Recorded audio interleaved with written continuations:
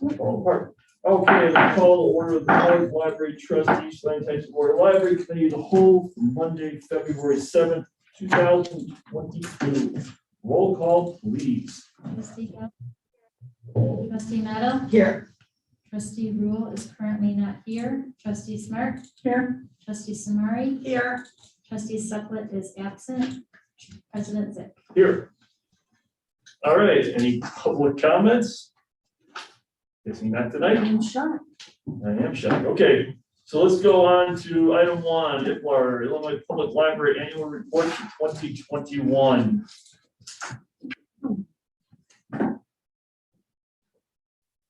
What you have in front of you is our draft of our annual public report or annual public library report for IPLAR.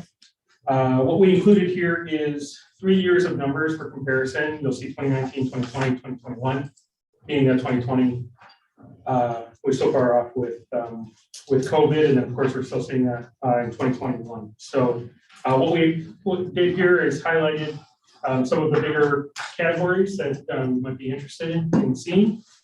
I mean, the majority of the issues that you see with the numbers are due to COVID, or the fluctuations, I should say, over the 3 years. You can see in the collection expenditures, for instance, 2019 for printed materials, $638,262 spent. 2020, $529,000, $529,080. And then 2021, $451,461.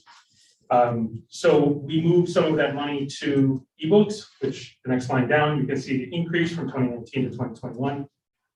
So those are just some of the, just one example of things that changed over the last couple of years.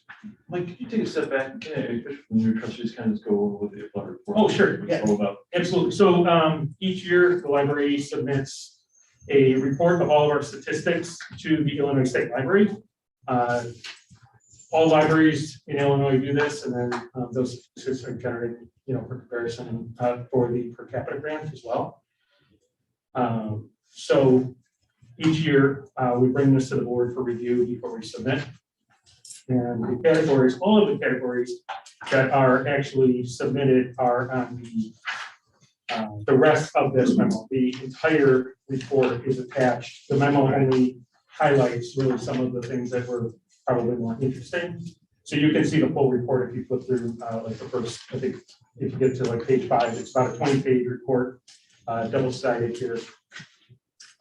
It is basically like a full right above the library. The board is mentioned in here, the population of Arlington Heights, number of other things outside of that. So I'm happy to answer any specific questions about the report or the statistics. One question I had is on the second page, 2.15 and 2.16. I don't know why this one stuck out to me out of all of them, but a number of weeks an outlet closed due to COVID. Main library had closed three times in 2021, right? Mm-hmm. Then below, a number of weeks the outlet had limited occupancy, and main library was 0. Mm-hmm. So we didn't have limited occupancy in any of. But if you have 3 weeks where it's closed, you have limited occupancy. The way it's defined is they're open, but you've limited the number of people that can come in. So like our bookmobile, we limited how many people could be on the bus at any time. Okay. But we were still serving customers. Okay. For those 3 weeks, the main library and the senior center were closed. No one was allowed in, so it's defined differently. It's a closure as opposed to a limited open, I guess is fine. Okay. Any other questions from anybody? Okay, this is just the state getting their data. Well, it goes beyond the state. The IMLS uses this data. This is data that is shared for various studies and surveys, etc. Okay. Is it searchable? Like, can Joe Blow public search Naperville's library or Aurora's library? I mean, can you find this somewhere? State records. Usually by the time it hits like national, it's like 2 years old. Yeah.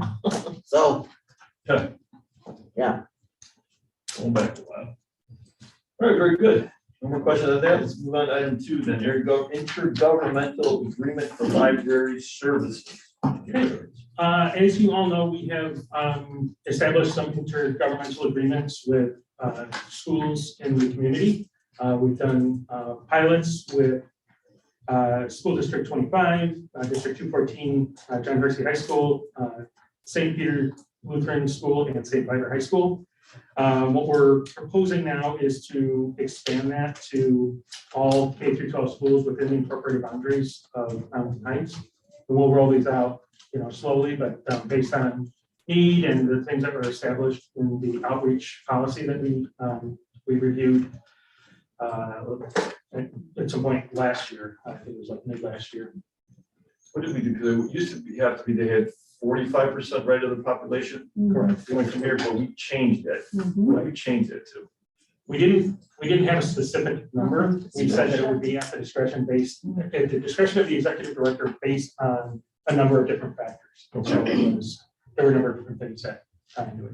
Okay, which is good. Okay, that's right. Did we ever talk about schools though that aren't in Arlington? Students going to, I'm thinking more of the high schools. BG, Rolling Meadows, Prospect. Yeah, we did talk about that at that time. I think the policy covers those, so that we could expand to those if needed. Okay, so that would be included in. This is just for within the incorporated boundaries of Arlington Heights. So we're just expanding beyond those pilot schools to everything within Arlington Heights. Like the 6th grade schools, Thomas, South, Wayside, St. James, Christian Liberty. Right. So we're trying to scale it up. Yeah. That'll be interesting to see, I think, how the schools use it, if they use it, which schools use it more. And I think, because I sub in Catholic schools, some of the private schools, limited funding, unfortunately, the library could be something that goes. And so maybe they'll use it more than, Thomas or South, but that's good. Did you have something? Yeah, I mean, we have partnered in the past with BG and Rolling Meadows, just so you're aware. Right, for like the summer reading programs and things like that too.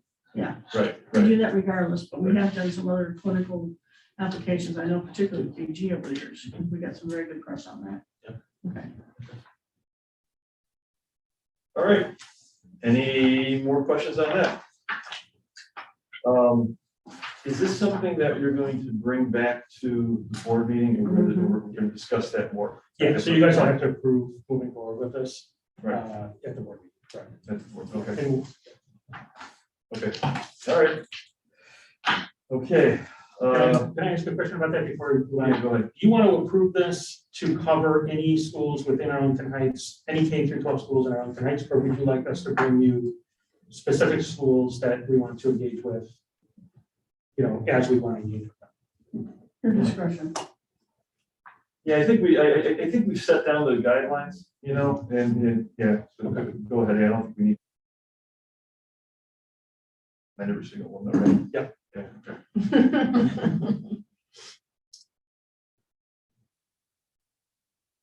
All right. All right, let's move right along. Item 3, construction management services for Kids World refresh. Okay, so as we are working with Williams to work on the design, finalize, well, I'm not going to say finalize the design, but we are working on that now. One of the next steps that we're looking at is pricing for bidding. So as we're working in the design, we want to keep tabs on what the actual construction costs are going to be. And in doing so, we'd like to engage with our construction manager a little bit sooner. So SMC is the construction manager that we use for the renovation of the library in 2012 and in the Makerspace project. We're very pleased with their performance and want to continue working with them. The scope of this work includes pre-construction management services. So that is essentially helping us to define the scope of the project, helping us prepare for the bid process, doing all the pre-bid pricing so we know approximately how much this is going to come back at before we go out to bid. They'll help us with the bid process, getting interest for the bidding process, and then assisting us with the award of the bidding. So that's the first part. Then they'll handle the construction management. And that includes the subcontractor planning and preparation, the pay-app review, scheduling, construction, on-site supervision, and general administrative coordination. That part is $19,000, or estimated at $19,000. These estimates are based on a $400,000 project, which is what we have bid, or what we have budgeted for the project. That part is, this part of it is 4.75% of the total construction cost, so it will be slightly below that. That first part is a fixed cost of $4,000. Then the general liability expense, so since they will be holding the contracts for the subcontractors, we will engage with a general liability insurance coverage with them at a cost of $3,000. And then the project staff expense, that's the last one, that is for the on-site supervision, so paying for the staff to be on-site. What we are going to do with this is we're probably going to have them self-perform the carpentry part of this project, so they'll handle the carpentry, meaning that their people will be on-site anyway. And if their staff are on-site anyway, they can greatly reduce the cost of the on-site supervision. So they're estimating, or their quote is for $11,950 per month. Based on that, if we didn't work with them for the self-performance of the carpentry, that cost would likely be doubled. And our attorney approved doing this. Shell McNutt is actually the carpenter. Right. Okay. And then we'll subcontract everything else out. So the costs are outlined below in that table, and that right below the project staff expense with a proposed total of $37,000. So if I remember correctly, when we talked about it, the project staff expense, that was something that we were undertaking here internally in the past, correct? That's what we did for the makerspace. Yeah. For makerspace, but this we're actually going, we're going to have oversight still, but we're going to pay them to actually basically do the GC, or taking care of it, watching over everything. Right. Yeah, and the makerspace project, that was a lot of work for our staff to manage that part of it. And SMC did help us out quite a bit with that, but not the daily on-site supervision like what we're looking for here. This is going to be a fairly quick project, so we kind of want to make sure everything's going according to plan and according to spec as it's happening. And we feel it would be beneficial to have SMC involved at that level. Question. So the down at the bottom, is this per month then, or it's 11? I see that the 11,000, 900, that's per month, but is the 37 that's all? That is the total cost, $37,950, and so that's estimating. The only expense in here that is a monthly is that project staff expense, and we're estimating 1 month of supervision. Oh, okay. Okay, so it's all one month. I Okay. think that means 1 month of the whole project. Pretty much, yeah. Just Pretty fast. Yep. Pretty fast. If it goes into like an extra week or something like that, is it prorated then, or do we have to pay for a full month? I'll verify that it's prorated, but I would imagine it would be. They've been really flexible with us, even in the makerspace project and stuff like that, but I'll have that defined. Okay. Be sure that's verified.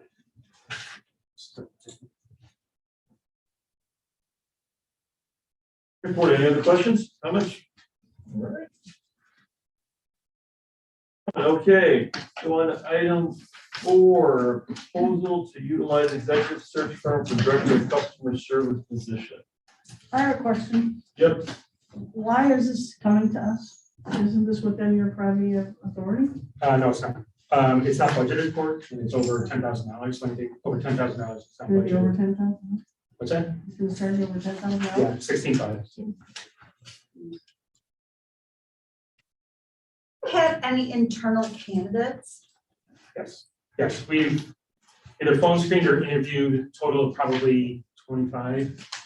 Oh, I'm sorry. Internal as in staff, Yeah, current staff, no, no, okay, so, but you've had 25 people that you, 25 to 30 that we've done, yeah. Interviewed. So this is the proposal to engage with an executive search firm for the director of customer services position. As I just mentioned, we have interviewed quite a few candidates for this position. We changed up the job description a little bit, we changed the salary up a little bit. We are really looking for the right person for this role. It's an extremely important role, and it's going to have a big influence on this library for many years to come. So we want to make sure we get the right candidate, and we've interviewed quite a few really great people, and really, looking for someone with a very strong leadership background, someone with exceptional customer service, almost like concierge level customer service background, and an eye on innovation and technology moving forward. So we only found one that we really felt was a good fit. This was a highly desirable candidate that was interviewing in multiple, a number of different places, and unfortunately got snagged up before we could make an offer. So we feel that we've kind of exhausted our capability as far as searching on our own, and would like to engage with the search firm to help us to find this next person. Mike, we've talked about this before, but I'm still stumbling over the title. Mhm. And I think that may have inhibited some applicants. There's a lot of libraries that have directors of customer service, and I know that this is a top level position. And I don't think that title reflects it, and it concerns me. And I'm wondering if it was a different title, if you might have gotten more applicants. The other thing I want to just mention, if we use an executive search firm, is a library willing to pay to bring people in, for interviews? Because if you're using an executive search firm, you're casting a wider net. And so therefore there could be people out of state, and I think it's a little bit hard, especially if you've gone to the expense of a search firm and then say, well, I'm sorry, we don't pay for bringing you in for an interview. Although I would assume first interview now with Zoom, you'd be doing the Zoom interviews. But my feeling is I would never offer a position to someone unless I met them. Right. Well, you want to meet them. You can get a lot of stuff done on Zoom, but you want that personal connection. But I don't know. As I say, you and I've talked about this a couple months ago, but I don't know if it's attractive. Sometimes the title kind of says all. I would almost like to see it be deputy director and director of customer service Or something like that, yeah. This is clearly the number 2 person in the library. I don't know that I think this title reflects that. That's my only, Yes, we yeah. talked about that too. So, I agree with the emphasis on customer service, Mhm. but somehow you want to make sure this person is clearly seen as the number 2 in the library. So somehow I would like to see us maybe. Mike, can you give an overview of the job description? Sure. This person is responsible for the customer service side of the library. So they would have 8 direct reports, managers for the public service side. At a higher level than just being a manager of managers, this person is also part of the administrative team. So they help set strategic direction of the library. And really what I want this person to focus on is how can we take our customer service to that next level. We have exceptional customer service here. And I want to, take that to the next level. I want to really have somebody that can focus on innovation and how we can serve our customers in an even better way. Post-COVID, everything has changed. And I'm really looking for someone that can focus on that part of it and really help us to kind of bring things to the next level. Also, having a strong leader that can help us to pull together as a management team a little bit more and have better mentorship and direction for our public service managers, well, the entire library really, but focus, really on that side. Those are kind of the big chunks for that position. Have the people that you've interviewed been primarily local, like from Illinois? Yeah, mostly, but there have been a number of them from other states. The person that we were interested in was from Colorado, And we were trying to schedule to fly her in before we made an offer, as Carol said, we really wanted to have a face-to-face with her before hiring. And that's when she accepted the other position. So, but yeah, we've had a number of people from outside Illinois as well. So what is the I know it's gonna be a hard question, but what is the background of the people that have been applying? We have managers going up to that next level. We have directors from smaller libraries. We have deputy directors. So anywhere within that range, we have them all over the board there. Does this search firm have an expertise in libraries? They do. And, yeah, I mean, I think we probably need to come up with some sort of budget for travel or, I'm sure. yeah, no, I mean, a night in a hotel, plane tickets perhaps. I mean, I don't know if you interview 3 people, if you're lucky in person, I don't know. The only thing I'm thinking is Carol and Debbie has said, I mean, you and I have also talked about the title of this position, because this is an important position. You do that. Number 2, you do need that person who's going to be able to take over that. I'm not necessarily opposed to using something like this, but I'm also wondering if our approach needs to be fine-tuned a little bit as far as something like that goes. As far as the title goes, and then maybe see what happens out of that. Okay. I mean, I don't want to push this back because we need that. We need this position. But at the same time, I think we need to kind of think about how we're approaching it. How are we looking to the candidates out there?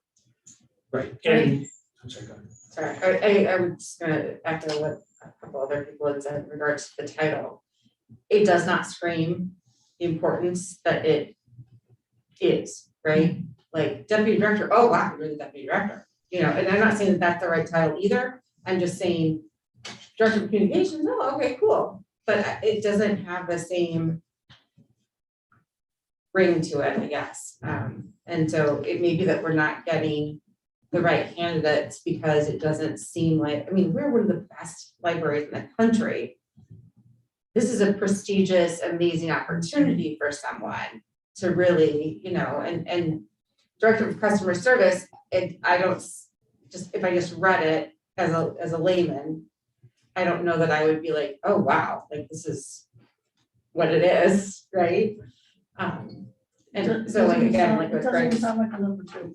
yes, it does not. And I don't know that it's gonna reflect that to the staff even. I don't know how they're gonna view it as, oh, this really is somebody that I'm gonna, oh, it's just another like manager director, okay, whatever, like even playing field kind of thing, as opposed to. Obviously they'll learn that, but. Sarah, did you have something? Yeah, I just had a comment and question. I did have a chance to look just into the firm, and it seems like they really do have a specialty in libraries and really have found worked with a lot of libraries. So at least that, and then even really big in library advocacy. So that makes me a little more comfortable. The question I have is that with the fee, and so I get the upfront deposit. Say a perfect candidate comes in like a week after, kind of like that's just what happens. Are we still in the contract for the full 16,000, or do we just lose the deposit, or how does that work? I would think once we sign that contract with them, we stop interviewing, ourselves and turn it over to them. I mean, if someone came in and said, I'm just thinking like, is it really a done deal? Like, would you just defer it to them and say, you know what, go to the firm then, or go? That's, Okay, so no matter what, we're just in it for that time. Yeah, and just to clarify, we've used this firm in the past. He did the executive director search. Okay, I saw that in 2018. Were there any other times that we've used this firm? I don't believe so. I think that was. Okay. Okay, and it seems that the fee is also in line with a typical, I mean, I was kind of guessing salary and doing the percentage, so it seems like it's relative, it's not exorbitant, so No, and it's a little bit less than that's, what the director, the library, or the executive director search was. And, you know, we did talk to him about that, and, you know, he said that the process is pretty much the same. You know, he still has to develop the website and do all these things and actively, you know, he's a headhunter, so he's gonna actively go out and find people that he knows would be a good fit for this role. And, you know, just in describing the role to him and what I'm really looking for, he thinks that it's very doable, and he thinks the timeline would actually be 4 to 5 weeks instead of 3 to 8 months. So He is very well known in the library. Yeah. yeah, I think that. So you're aware, and he does have quite a stable of people. He does countrywide, and he's big in ILA, and his daughter, Mhm. her She full is, disclosure, yeah. actually has consulted for us in the past. Mhm. Amy, do you have something to? I was just gonna say, it sounds like perhaps, you know, a change in title might be a good thing. But I wouldn't want that to hold up working with someone, because I feel like this position has been vacant a long time. And honestly, if I think some people, when they're interviewing for a job, might negotiate the title too. Like if someone was very close and realized that they're the number 2 and part of the management team, they might have said to you, okay, I want a different title. I mean, you know, I'm not sure the title would have precluded you from getting people that are moving to that next step. It sounds like you really perhaps need to change the title, but it also sounds like we need to get going on a search for it. Is he including, I know in the past he has, but I didn't see it here, I might have missed it. If a candidate or the person that you hire doesn't stay, that they redo the search. I don't think it was in here. Yeah, I think you took it out. Yeah, it's 1 year. Is it 1 year normally? Yeah, if someone leaves within a year, then they do the search for you, no cost. But it sounds like you used him before, but then ended up hiring Mike. So, Mike was part of the search. And I had to go through that. Yeah, he was part of the search. Oh, yeah. Yeah, we flew people in, so. right, no, Yeah, we did. yeah, but at that point, I don't know. And I'm fine, you know, if you guys really feel strongly about the title, I'm fine changing that. In talking to John about the title, he didn't think the title was an issue. He actually thought it was great. Another library he just worked with had the same title, and he said it's really putting more of an emphasis on innovation and customer service, and that's where libraries are going. And he said, you know, we did have a conversation about that and how, you know, kind of what we're looking for. Right now, it's an MLS required position. He, in his words, said if, you know, you're looking for someone that fits all of these criteria, he said, would we be open to considering a candidate that did not have an MLS? So that's something that I think we have to think about. But he said there are other things that we could do to widen that net further if we want to get somebody that has, you know, kind of that strong leadership and strong customer service experience. You know, because I've talked to comparing to retail model, stuff like that. So this is the position that's going to have the customer service supervisors. That's correct. That I can't imagine this position not having a librarian background based on what those people do and the history of them. And that's what I told him. So I would have a problem with that, to be honest with you. Here's what I'm gonna suggest, is we've got this is gonna be a quick turnaround here, because we've got our meeting next week, our board meeting. What I'd ask you to do is take what we just, take all the comments that we had. Come back next week, let's talk about it again, you know, put all your thoughts together. And what I'm gonna suggest, and please, board, if you think I'm way off, just please say. What I'm gonna suggest is come up with your pros and cons and your positives and negatives on why one thing would work and another thing wouldn't work. We're not here to tell you what to do, by the way, but at least let's just kind of make sure that we're going in that right direction. I don't think, it's my personal feeling, I'm not really worried so much about the money, is I want to make sure that I want to get this done right and get the right person in here. Period. That's where I meant to. Okay, so just kind of why don't you come up with come up with a plan, let's kind of talk about it a little bit more next week. Okay. Okay. Is that okay? Or did? Yeah, please don't. So I get that it's not in the budget, but is there anything budgeted? I didn't check that. We do have some money budgeted for consulting services. Okay, It's not this full amount, but when you look at what we haven't paid in salaries, it's far away. sure, okay. So- I was, so And there it'll is, be coming from a different spot. Is it worth giving it another week or two of possibly changing the title and maybe looking at a few other ways to try to reach out and find new candidates before we go down this road? Let's, I would suggest just come back next week and let's see what Mike comes up with as far as strategy. Sounds good. Good? Yep. Good man. All right. Good conversation, everybody. Any other? I think I just want to let you guys know that we are starting an audit, so you guys will get an email from Sikich for a survey that you need to fill out, just providing them feedback and, you know. So expect to see that probably in the next couple of weeks. All right, very good. All right, any other? Okay, could we have a motion to go into closed session then, please? I motion that we go into closed session. Oh. In accordance with 5 ILCS 120, for the purpose of discussing personnel issue items from closed session for action. Is that right? Yeah. It just is the Just for the closed up first session. issues. Okay. Yeah, the next part should have been another bullet. Okay, no, we're good, we're good. You got a second? All in favor, say aye. Aye. Nay, okay. You're gonna go into closed session.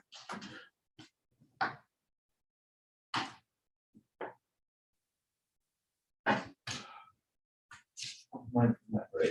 Yeah, black ones for now, yeah.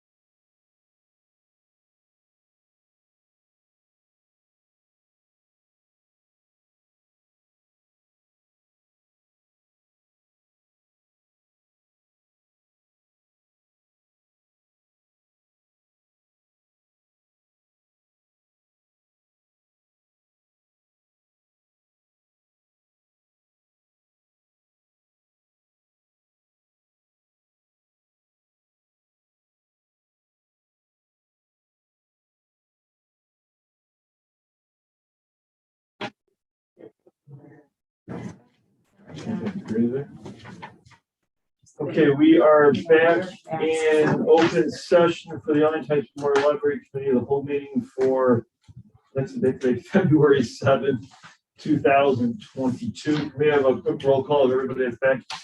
Amy Samari. Andy Rule, Carol Metal. Sarah Gala. Debbie Smart. Greg Zick, and Jeff Robick, and Mike Driscoll here too. Do we have a motion for approval of the minutes of closed session? I motion to approve the minutes of closed session. Do we have a second? Second, we have a second on that. Any comments? Thoughts? Okay, all in favor say aye. Aye. Aye, opposed nay. Okay, that one passes. All right, can we have a motion for adjournment?